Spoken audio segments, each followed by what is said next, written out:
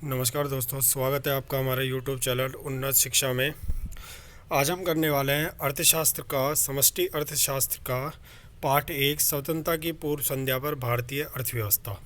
इस पाठ के जितने भी महत्वपूर्ण बहुविकल्पी प्रश्न हैं, MCQ प्रश्न हैं, वह मैंने इस वीडियो में लिए हैं। और ये CBSE टर्म 1 के जो दिसंबर से आपके एग्ज़ाम शुरू होने वाले हैं उसके लिए बहुत ही इम्पोर्टेंट है। तो आइए हम शुरुआत करते हैं।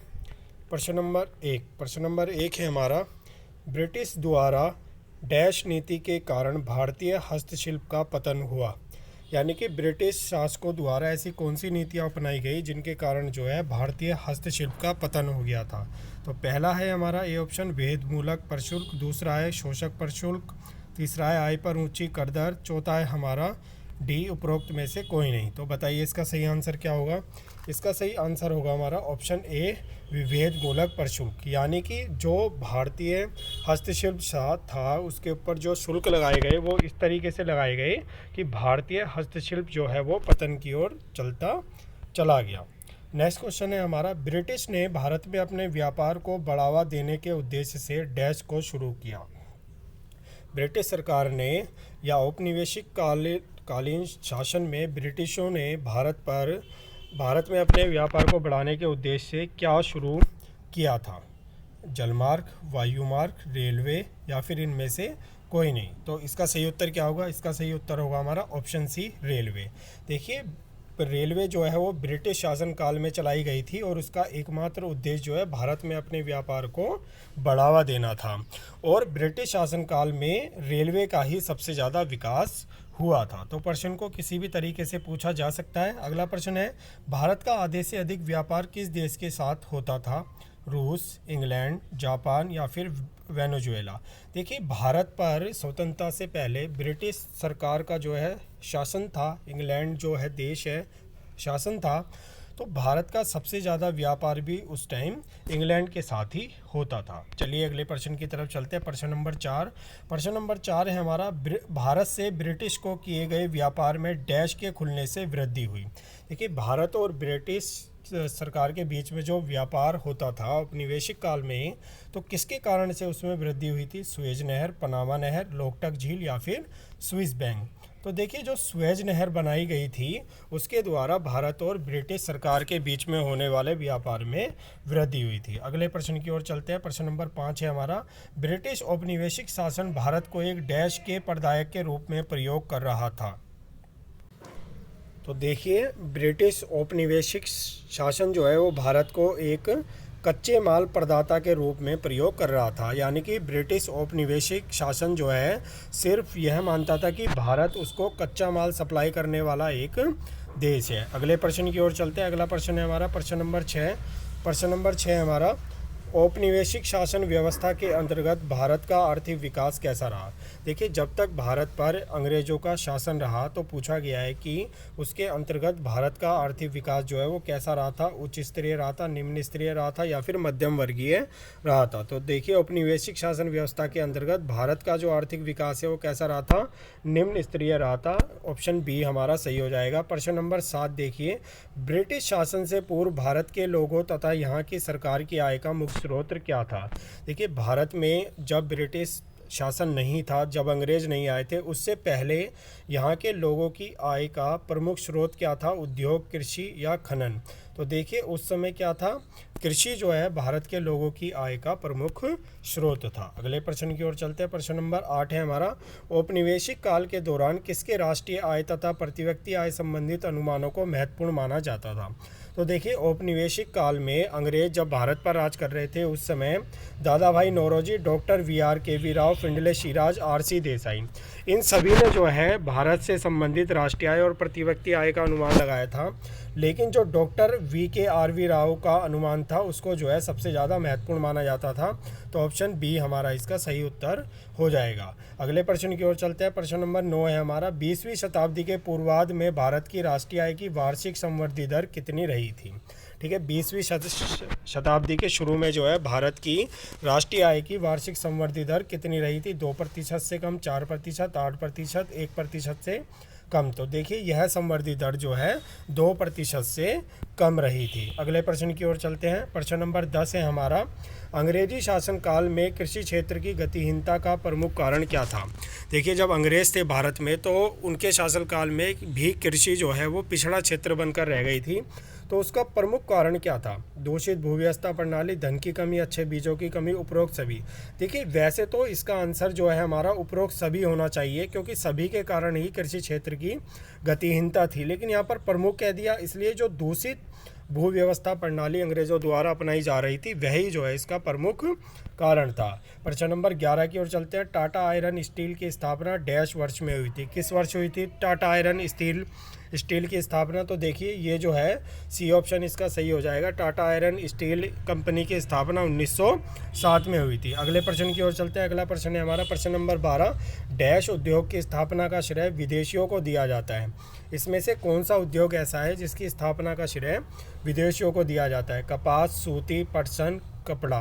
तो देखिए, इसका सही आंसर हो जाएगा हमारा ऑप्शन सी, पटसन उद्योग जो है इसकी स्थापना का श्रेय जो है विदेशियों को दिया जाता है। अगले प्रश्न की ओर चलते हैं। सुएज नहर भारत और डैश के बीच राजमार्ग के रूप में प्रयुक्त हुई। अफ्रीका, चीन, मिस्र और इंग्लैंड। तो देखिए, सुएज नहर जो है वो भारत और इंग्लैंड के बीच में एक राजमार्ग के रूप में प्रयुक्त हुई थी और इसके बाद ही ब्रिटिश शासन और भारत के बीच में व्यापार में वृद्धि हुई थी। प्रश्न नंबर 14, भारत में पहली नियमित दशकीय आधारित जनगणना कब हुई थी? 1890, 1872, 1881, 1886। तो देखिए, इसका सही आंसर है 1881। 1881 में पहली नियमित दशकीय आधारित जनगणना हुई थी। ठीक है, दशकीय आधारित और नियमित। वैसे अगर देखा जाए तो पहली जनगणना 1872 में हुई थी। अगले प्रश्न की ओर चलते हैं। प्रश्न नंबर 15 है हमारा, सन 1951 से पूर्व भारतीय जनानकीय संक्रमण के सोपान में था। देखिए, भारतीय जनानकीय संक्रमण के कुल 4 सोपान हैं।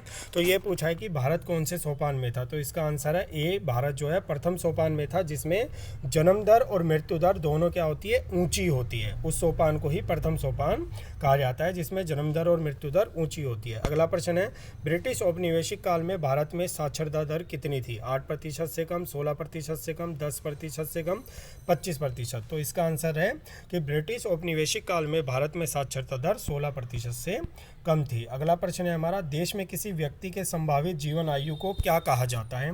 आयु अनुमान, आयु कल्पना, जीवन प्रत्याशा, इनमें से कोई नहीं।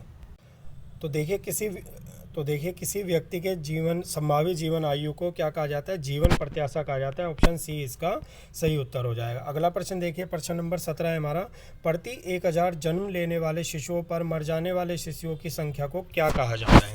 देखिए, 1000 शिशु जब जन्म लेते हैं तो उसके पीछे जितने मर जाते हैं उसको क्या कहा जाता है? शिशु जीवन प्रत्याशा, मृत्यु दर, शिशु मृत्यु दर, या इनमें से कोई नहीं। तो इसका सही आंसर है हमारा क्या? शिशु मृत्यु दर। और यदि ये कहा जाए कि 1000 जन्म लेने वाले व्यक्तियों पर मर जाने वाले व्यक्तियों की संख्या को क्या कहते हैं? तो उसको मृत्यु दर कहा जाता है। अगला प्रश्न देख लिया। अगला प्रश्न है हमारा, अंग्रेजों ने भारत में रेलों का आरंभ कब किया? यानी कि भारत में अंग्रेजों ने रेलों का आरंभ कब किया था? 1857, 1856, 1854, 1850। तो देखिए, भारत में अंग्रेज़ों ने रेलों का आरंभ जो है 1850 में किया था और पहली रेल कब चली थी? पहली रेल जो है 1853 में चली थी। तो दोनों क्वेश्चन क्या है? अपने आप में अलग है कि अंग्रेज़ों ने कब भारत में रेलों का आरंभ किया और पहली रेल कौन से वर्ष में चली थी। प्रश्न नंबर 19 है हमारा, पहली रेल भारत के किन 2 शहरों के बीच चली? मुंबई से अहमदाबाद, मुंबई से दिल्ली, मुंबई से थाने, दिल्ली से मुंबई। तो देखिए, भारत की जो पहली रेल थी वो मुंबई से थाने के बीच चली थी। ऑप्शन सी हमारा सही उत्तर हो जाएगा। प्रश्न नंबर 20 है, स्वतंत्रता के समय जीवन प्रत्याशा कितनी थी?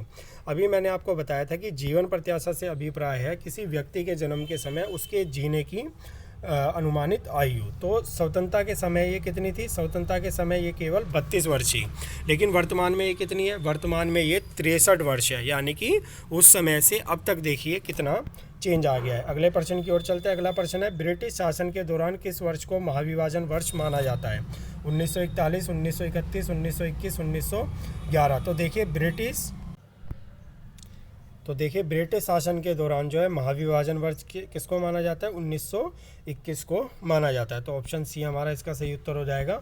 अगले प्रश्न की ओर चलते हैं। सुएज नहर कब खोली गई। देखिए सुएज नहर, अभी हमने 2 प्रश्न पढ़े कि सुएज नहर भारत और इंग्लैंड के बीच के क्या थी, प्रमुख राजमार्ग थी, और सुएज नहर के आने से भारत और ब्रिटिश शासन के बीच में जो है व्यापार बढ़ गया था। अब प्रश्न है कि सुएज नहर कब खोली गई थी। तो ये खोली गई थी 1867 में। 1867 में ये खोली गई थी। सॉरी, ये जो सुएज नहर है ये हमारी खोली गई थी 1867 ही इसका सही आंसर हो जाएगा, ऑप्शन ए। प्रश्न नंबर 23 की ओर चलते हैं। प्रश्न नंबर 23 है, भारत में हस्तशिल्प के पतन का कारण था। क्या कारण था। हाँ तो बच्चों ये प्रश्न था हमारा, सुएज नहर कब खोली गई। इसका मैंने आपको 1867 बताया था, जो कि गलत है। इसका सही आंसर है 1869 में सुएज नहर खोली गई थी। चलिए हम अगले प्रश्न की ओर चलते हैं। अगला प्रश्न है हमारा, भारत में हस्तशिल्प के पतन का कारण था। मांग के स्वरूप में परिवर्तन, मशीनों से प्रतियोगिता, ब्रिटिश प्रशुल्क नीति या फिर उपरोक्त सभी। तो देखिए हस्तशिल्प के पतन का कारण मांग के स्वरूप में परिवर्तन भी था, मशीनों से प्रतियोगिता भी था, ब्रिटिश प्रशुल्क नीति भी थी। तो हमारा ऑप्शन डी इसका सही आंसर हो जाएगा, उपरोक्त सभी। अगले प्रश्न की तरफ चलते हैं। अगला प्रश्न है हमारा, डैश खेती का वह रूप है जिसमें परिवार की बुनियादी आवश्यकताओं को पूरा करने के लिए फसलों का उत्पादन किया जाता है। तो देखिए जो निर्वाह कृषि है उसमें परिवार की बुनियादी आवश्यकताओं को पूरा करने के लिए फसलों का उत्पादन किया जाता है।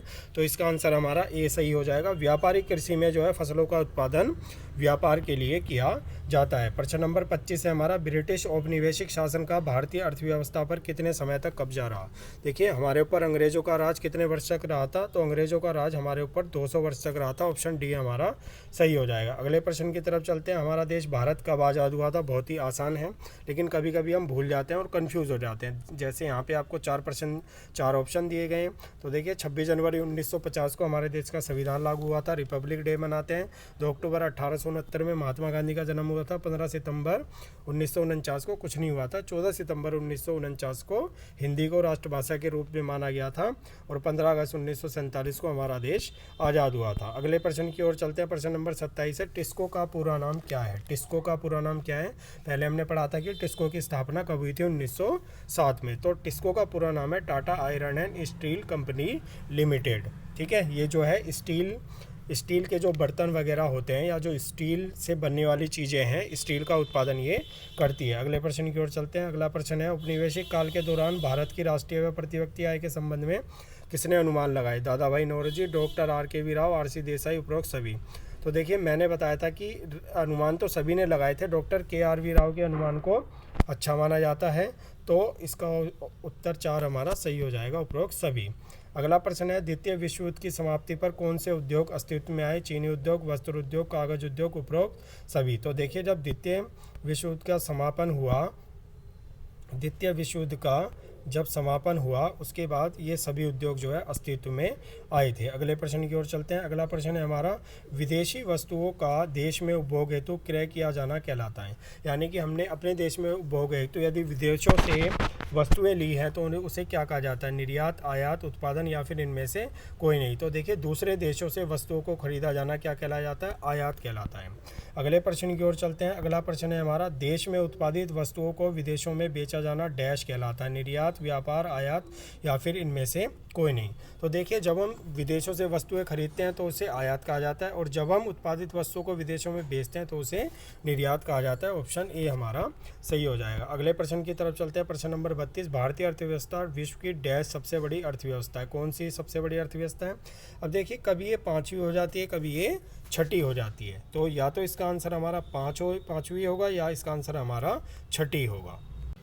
अगला प्रश्न है हमारा प्रश्न नंबर 33, स्वतंत्रता प्राप्ति के समय भारत की अधिकतर जनसंख्या डैश के क्षेत्र में कार्य करती, औद्योगिक, कृषि, व्यापार या फिर इनमें से कोई नहीं। अभी हमने पहले भी एक क्वेश्चन में बात करी थी कि स्वतंत्रता प्राप्ति के पहले यानी कि जब हमारे ऊपर ब्रिटिश लोगों का शासन था तब जो है हमारी अर्थव्यवस्था पूर्ण रूप से कृषि पर निर्भर थी, अधिकतर जनसंख्या इन्हीं कार्यों में लगी हुई थी। अगला प्रश्न है 1881 की पहली जनगणना किसके कार्यकाल में हुई थी। देखिए हमने पढ़ा कि 1881 में पहली नियमित जनगणना हुई। अब यहाँ पूछा है किसके काल में हुई थी, लॉर्ड मेयो के काल में, मैकाले, रिपन या फिर होर्डिंग। तो देखिए ये लॉर्ड रिपन के काल में जो है 1881 की पहली नियमित जनगणना हुई थी। अगला प्रश्न है हमारा, और इस वीडियो का अंतिम प्रश्न है, स्वतंत्रता प्राप्ति के समय भारतीय अर्थव्यवस्था की विशेषताएं थी। तो क्या क्या विशेषताएं थी? आर्थिक विकास की निम्न दर, कृषि का पिछड़ापन, अविकसित औद्योगिक प्रणाली। तो देखिए आर्थिक विकास की निम्न दर थी, कृषि का पिछड़ापन था, अविकसित औद्योगिक प्रणाली थी। इसका मतलब हमारा ऑप्शन डी सही है, उपरोक्त सभी। तो देखिए इस वीडियो में हमने कुल 35 प्रश्न किए हैं, जो कि पार्ट 1 स्वतंत्रता प्राप्ति की पूर्व संध्या पर भारतीय अर्थव्यवस्था के बहुत ही महत्वपूर्ण प्रश्न हैं। यदि आपको हमारी वीडियो अच्छी लगी हो तो इसे लाइक कीजिए और हमारे चैनल को सब्सक्राइब कीजिए। आगे आने वाले पार्ट की MCQ वीडियो के लिए आप हमारे बेल आइकन को प्रेस कीजिए।